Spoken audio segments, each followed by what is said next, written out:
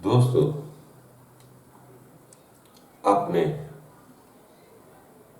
خالق مالک کی عبادت ضرور کرو۔ جس بھی طریقے کی آتی ہے اسی طریقے سے کرو۔ یہ نہ دیکھو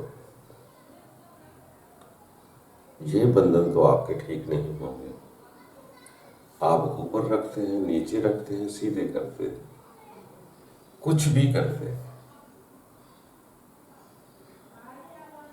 آپ کسی بھی ملک کے رہنے والے، آپ نے عبادت ضرور کرنی ہے کہ جس ذات نے مجھے خلق کیا ہے میں نے اس کی پہچان کرنی۔ ہر عبادت کا لب لباب اس ذات کی تلاش ہے جو انسان کو خلق کرتی ہے۔ عبادت سے اس کی روح کو معراج دینی ہوتی ہے، جیسے صلاۃ نماز مومن کی معراج کہتے ہیں۔ اسی طرح اب جس ملک میں جس جگہ بھی ہو، عبادت ایسے کریں کہ اپنی روح بیدار ہو اور یہ رب کی تلاش کرے، اور اپنے رب کو تلاش کرنے کے لیے عبادت کرے۔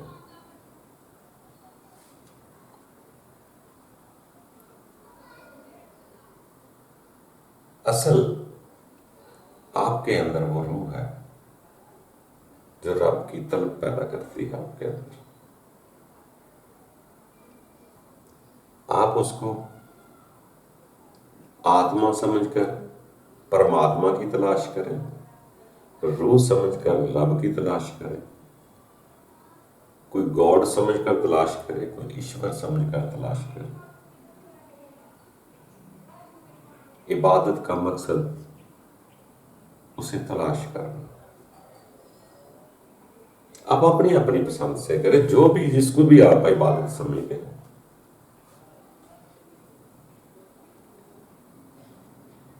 کوئی مراقبہ کرنا چاہے مراقبہ کرے، کوئی دیوار سے ٹیک لگا کر غور و طلب کرنا چاہے وہ کرے، کوئی نماز پڑھنا چاہے وہ کرے۔ ہر کسی کے اپنے حالات ہیں اور اپنا ملک ہے، اپنے رواج ہیں،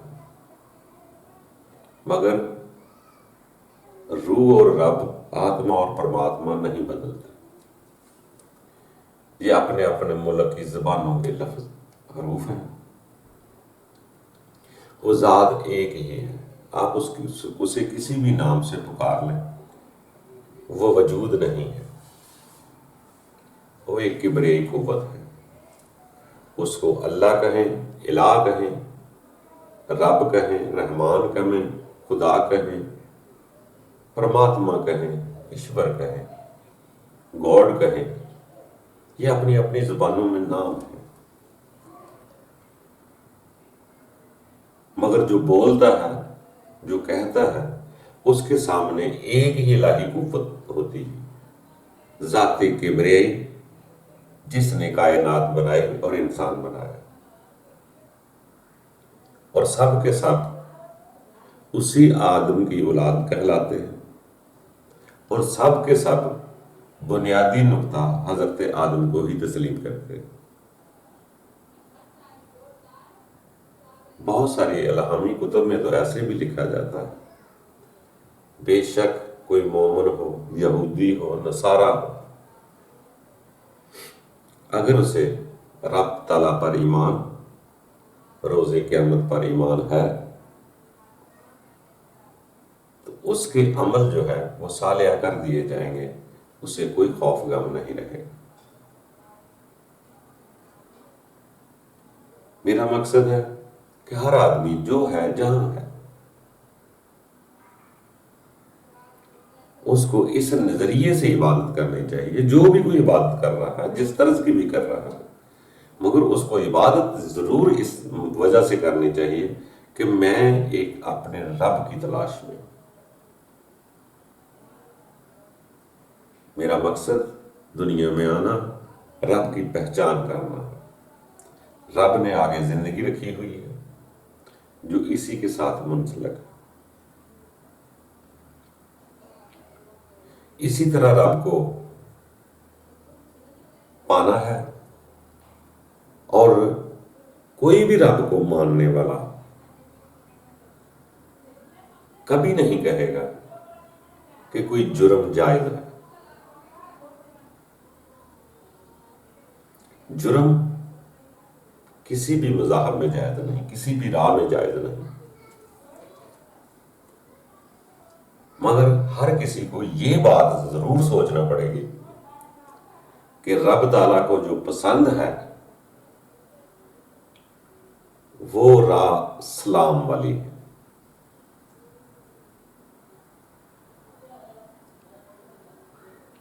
یہ بات تو طے ہے کہ رب تعالیٰ کو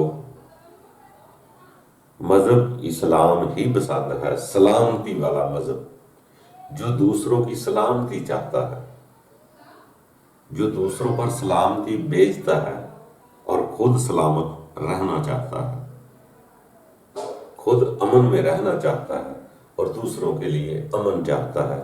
یہ اسلام والا راہ رب تعالیٰ کو سب سے زیادہ پسند ہے۔ آپ وہ کسی بھی ملک میں رہتا ہو، کسی کا برا نہیں سوچتا،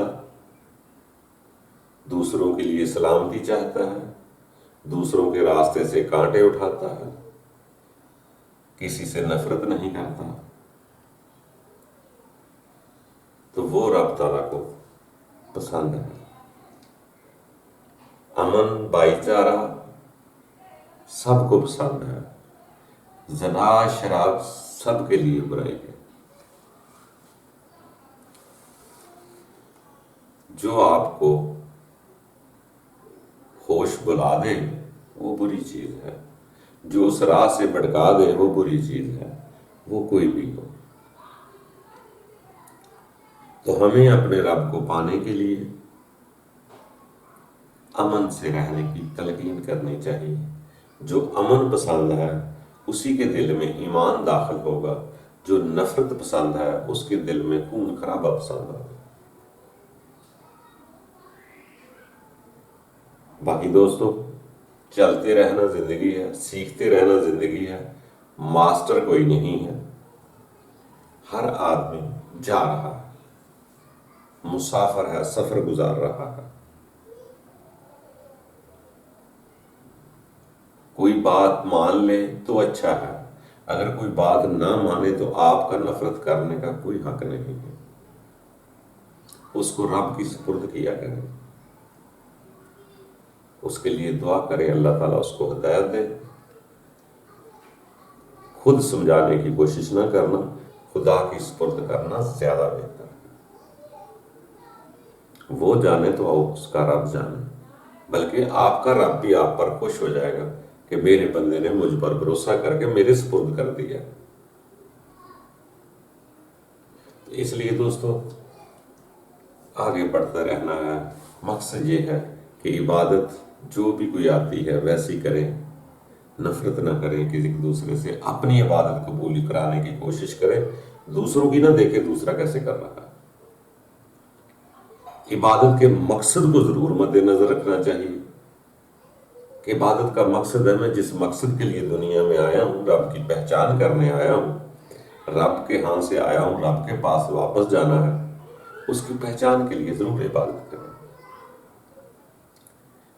اصل میں ہر عبادت کا مقصد بھی یہ ہے کہ اپنے اندر کی روح کو بیدار کرنا ہے، جو رب کے پاس جانا چاہتی ہے، جو رب کو پہچانتی ہے۔ یہ جسم نہیں پہچانتا، وہ روح پہچانتی ہے، اصل اس کا انسان کے اندر ہے۔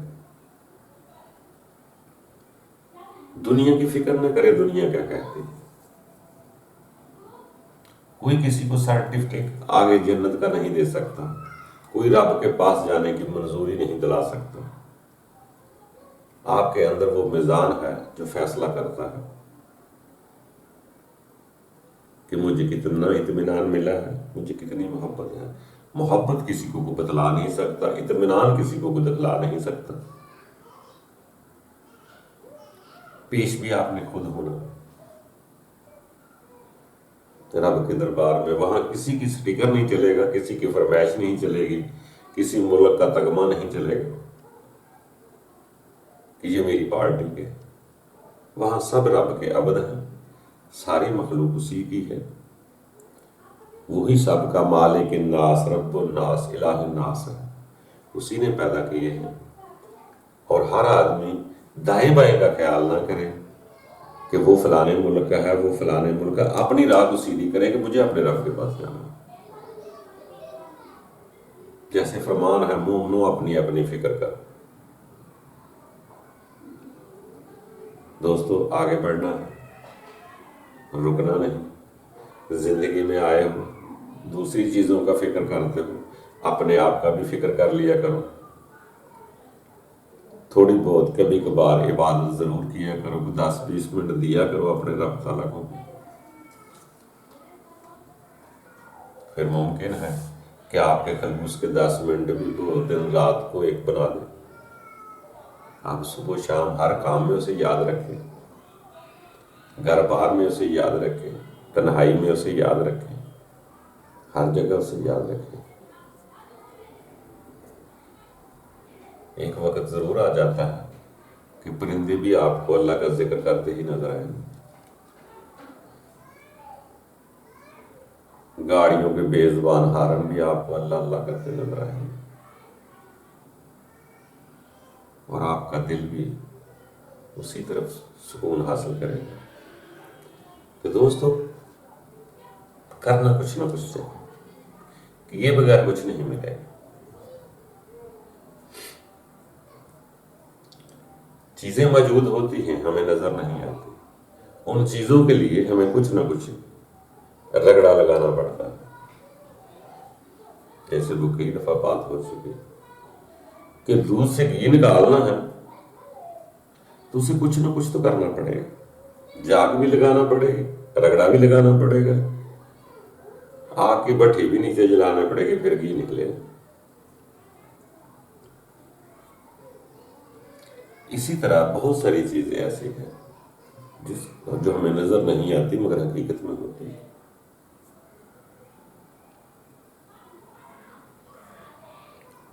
رب تعالیٰ تو کہتا ہے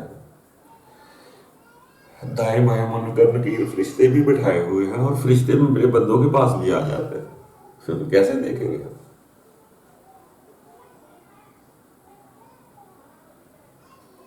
بس وہ رب تعالیٰ وہ نظر دے گا تو کچھ نظر آ جائے گا، ورنہ کی تمنا بھی نہ رکھیں ہم، آپ نے تو رب کو پانا ہے نا، ادھر سے جانا ہے، رب کو پانا ہے، یہی دو چیزیں۔ یہ یقین آ گیا کہ مجھے جانا ہے، رب کو پانا ہے، تو پھر پا ہی لیں گے۔ اچھی سوچ، پازیٹیو سوچ کے ساتھ عبادت اس کی ضرور کریں۔ جو بھی کوئی آتی ہے، ہم کسی کو مشورہ نہیں دے سکتے، جو آتی ہے اسی میں خالص ہو جائے کہ مقصد رب کو پانے کا ہے۔ باقی 19-20 کے فعل کو وہ برداشت کر لے گا، اس کو پتہ ہے کہ آج کل نبی تو نہیں آتے، ان کو کیسے پتہ چلے گا؟ جس حالات میں بھی ہے آپ اسی حالات میں دیے، مقصد یہ ضرور رکھے کہ مجھے اپنے رب کو پانا، تو پھر انشاءاللہ وہ رب العالمین ہے، بڑا رحیم و کریم ہے، اطمینان دے ہی دے گا۔ مقصد بھی یہی ہے زندگی کا کہ آگے جانے کو جی چاہے، وہ محبت کے بغیر نہیں ہوگا۔ محبت وہی ہوگی تب جب ہماری عبادت قبول ہوگی۔ قبولیت کا مقصد ہی جوہر یہی ہے کہ ہمیں محبت ہو جائے، ہم خوشی سے آسانی سے یہ زندگی چھوڑ جائیں۔ ہر کوئی چھوڑ رہا ہے، کوئی مجبوری سے چھوڑ رہا ہے، کسی کا دل جا رہا ہے، فرق صرف اتنا ہی ہے، جا دونوں ہی رہے ہیں، جسم دونوں کے جا رہے ہیں۔ ایک کا مجبوری سے جاتا ہے، ایک کا ذرا خوشی سے جاتا ہے، محبت کا اتنا ہی فائدہ ہے۔ ہم نے اور آپ نے کس طرح جانا ہے، محبت سے جانا، مجبوری سے جانا، یہ فیصلہ ہم نے خود کرنا ہے۔ مگر یاد رکھنا مجبوری سے چلے گئے، آگے کی دنیا دنگ کر دے گی، ہمیں خوف آئے گا۔ اس کا پہلے ہی ارادہ کر لیں، جس جگہ جانا ہے، جس کے دربار میں جانا ہے، اس کے دربار میں یہاں ہی کھڑے ہونے کی تیاری کریں، یہاں اس کے سامنے پیش ہوا کریں۔ آج ٹریننگ کی ہوگی تو کل سامنا کرنے کی آسانی پیدا ہو جائے گی۔ باقی رب جانے تو آپ جانے۔ اللہ تعالیٰ ہم سب کے لیے شفیع و مہربان ہے، آپ بھی ایک دوسرے کے لیے شفیع و مہربان ہو جائیں۔ اب جب ہم ایک دوسرے کے لیے شفیع ہو جائیں گے، سلامتی چاہیں گے، تو رب تعالیٰ ہماری سلامتی چاہے گا اور ہمارے ساتھ شفیع و مہربان ہو جائے گا۔